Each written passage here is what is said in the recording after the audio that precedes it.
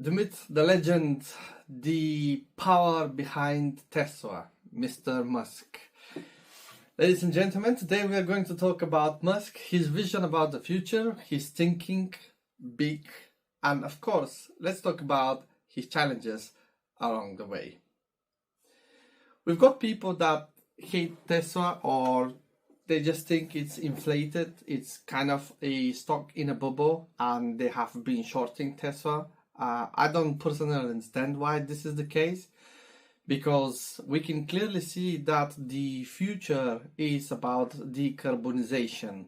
We need to make sure that the changing of the climate is stopped completely. It has to be finished. One of the people that is making a change is Elon Musk. So I still don't understand why people are shorting Tesla. What is their thinking behind it? Do you want the humanity to die, or do you want to accelerate the transition towards sustainable energy? I don't know. Today we are going to dive in about Mr. Musk and what he is all about, or at least some little part. Welcome, my friends. You are watching the Better Future channel, where we are all about spreading positivity, sharing knowledge, and having a good time together. So let's watch a couple of videos and let's discuss them. We start with... Our first guest is the man who made electric cars a thing and is currently working on perfecting reusable rockets, space travel, connecting the human brain directly to computers, connecting cities with electromagnetic bullet trains, the Starlink satellite system that's so important to the war in Ukraine. And then on Tuesday, he's going to work on that tunnel thing on traffic. He also tweets a lot. Elon Musk, ladies and gentlemen.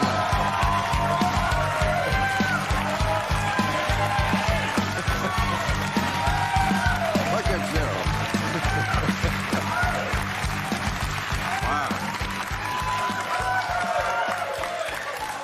Wow. Did I get the full order of things that you do in a day there? When I was reading there, I left out the tunnel thing at the end. Do you work on all these things? A lot of jobs. Do you do all these things every day? Do you work on all of them in a single day? No. No. But I do have, I do have a long work day. Yeah. So I work a lot. Well, I'm so thrilled you're here because, you know, we do a show where we talk about what changes happen in the world, but we just talk. There's a very few people who actually make change happen. You are one of those people, probably. You know, I just want to say I love this audience. Yes, it seems that Elon Musk is one of these guys who is doing the impossible possible. From building an electric car, he's probably the best in the world, to building a rocket in the meantime, why not, to building a tunnel through the Boring Company. It's not, sorry, it's many tunnels, and it's kind of this new 3D structure of transportation, but we'll get to that in another video. To connecting people with the computers and eventually with the AGI through Neuralink. He's literally doing the impossible possible. One of the few things that is doing things, is making things. I mean, the guy put Tesla on his rocket and then he shot it up in the space. And saying that, let's see what the CEO of Oracle thinks about his friend, Elon Musk. My second largest investment, I will disclose it now, I'm not sure people know. I'm very close friends with Elon Musk, and I'm a big investor in Tesla. And so Tesla had a good day. And and I think Tesla has a lot of upside. Do you know the most popular car by revenue in the United States over the last 3 months? The number one car in the United States by revenue, and the Tesla Model 3 outsold in revenue. Forget about Ford and GM; they weren't even close. Outsold Honda and Toyota.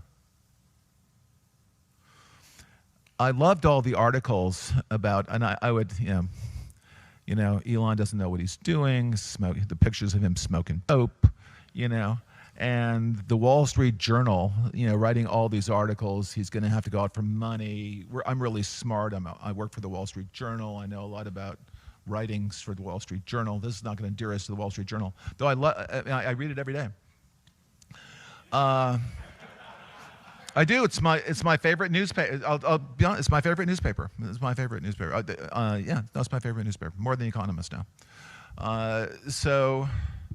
And then people, they're going to have to go out for more money. This is all nonsense. And I said, who are you? This guy's landing rockets. He's landing rockets on robot drone rafts in the ocean. And you're saying he doesn't know what he's doing. Well, who else is landing rockets? You ever land a rocket on a robot drone? Who are you? I mean, okay, you're telling me he's an idiot. You're telling me he's an idiot. I just want to know who you are, so I know. Why should I believe you as opposed to my friend Elon, and we're out here watching this rocket land, which I think is really cool, and you're there in front of your Apple. Yeah, I just couldn't agree more with Larry Ellison.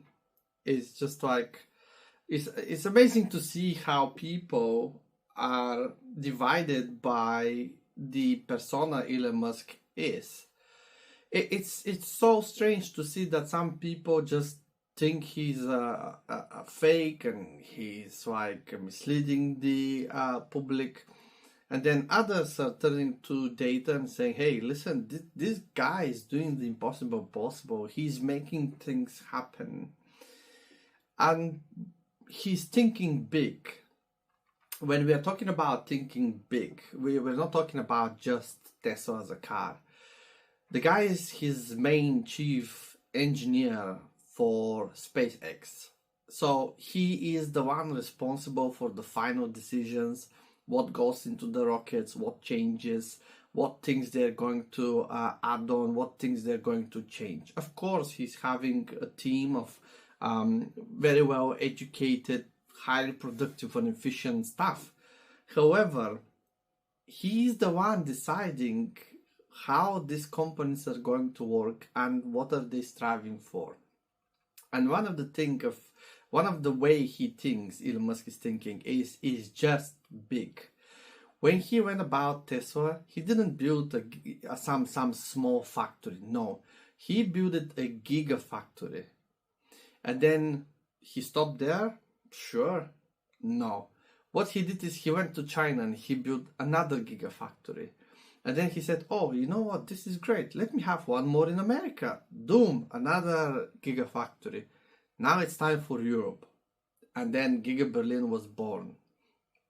And he continues to see this in a bigger picture, in a global picture.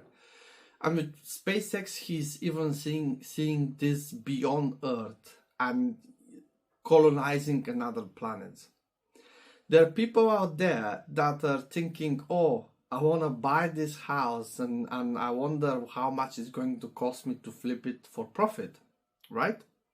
What Elon Musk is saying, yeah, Mars is the planet, it's a fixer-upper one and it needs some work. You don't believe me? Hear the lecture from him. People often ask, why Mars? Well, there's not a lot of options, frankly.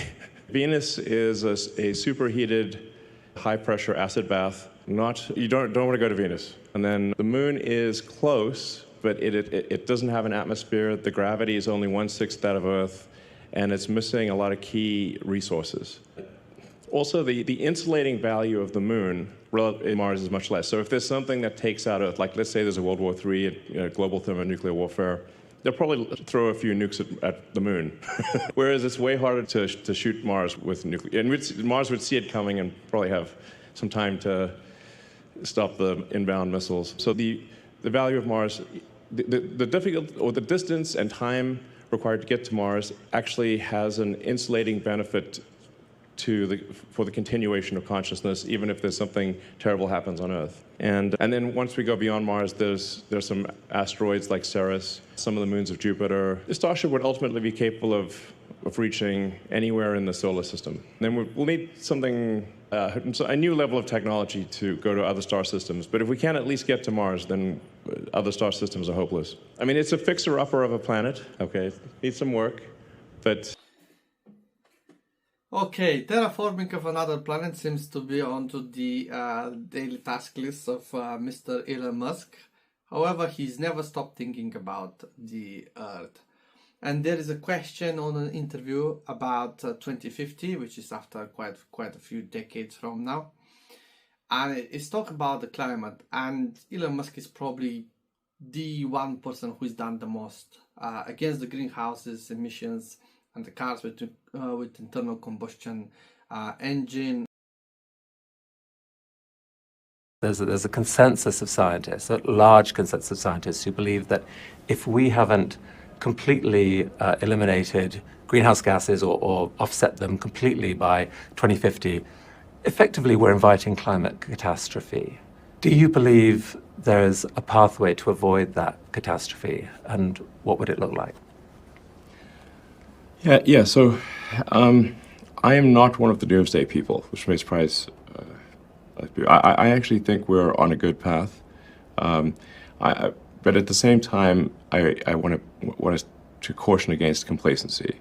So long as we are not complacent, as long as we have a high sense of urgency about moving towards a sustainable energy economy, then I think things will be fine.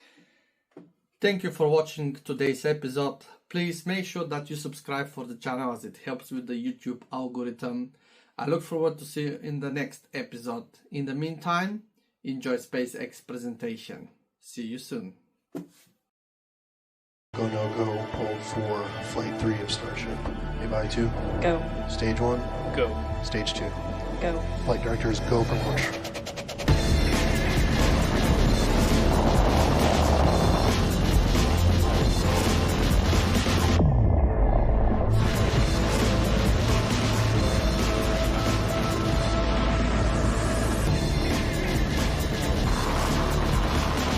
We have liftoff.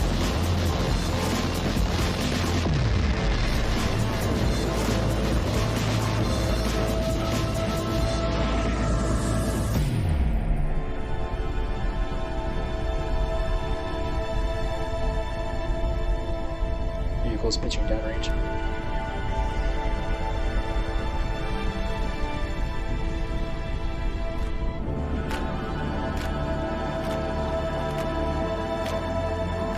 Next cue. Vehicle supersonic.